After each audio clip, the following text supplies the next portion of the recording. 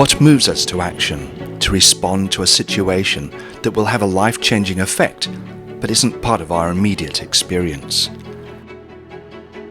For many, life goes on uninterrupted, unaffected by the growing climate events, which may be one of our biggest challenges, persuading people that we're all affected, that the story on the news may one day soon be our own story.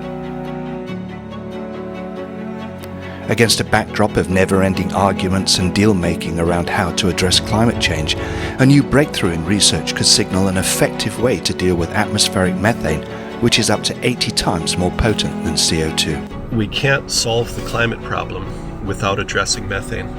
And you could say that carbon dioxide is the easier problem. And so methane has just been waiting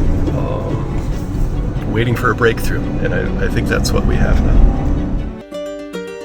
This is just one avenue in the developing science of climate restoration, the process of returning the climate to levels where all life can thrive again.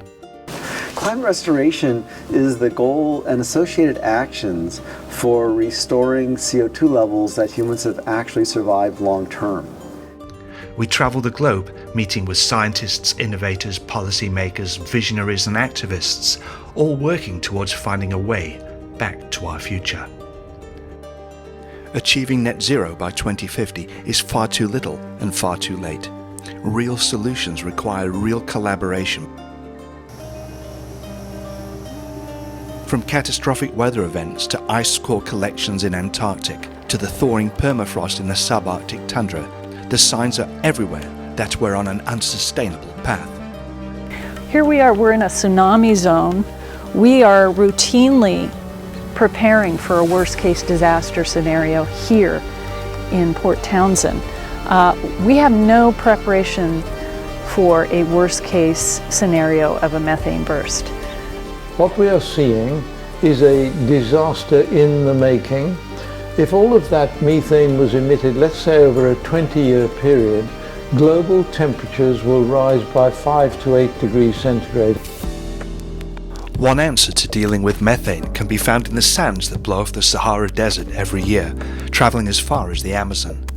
Critical research is being done to see if, in simple terms, a process in which iron from the traveling sands combines with sea spray and sunlight to break methane down into a far less potent CO2 and water. A broad collaboration between large shipping companies, scientists, seafarers and innovators are working together to collect air samples to see how this process is affected by weather, temperature and other variables across the ocean. The results so far seem to support the research, and if all moves forward, this could be a real game changer in the race to slow global warming. But collaboration is the key word. Saving the climate requires support from everybody, from the smallest to the largest, from the other developing climate restoration sciences, ocean iron fertilization, artificial limestone manufacturing, and ocean permaculture, restoring wetlands, and developing ways to address alarming fossil methane from thawing permafrost. No one solution is big enough to be at the expense of another. We need all the scientists, policymakers, innovators, activists and financiers all have a part to play in restoring our climate and finding the way back to our future.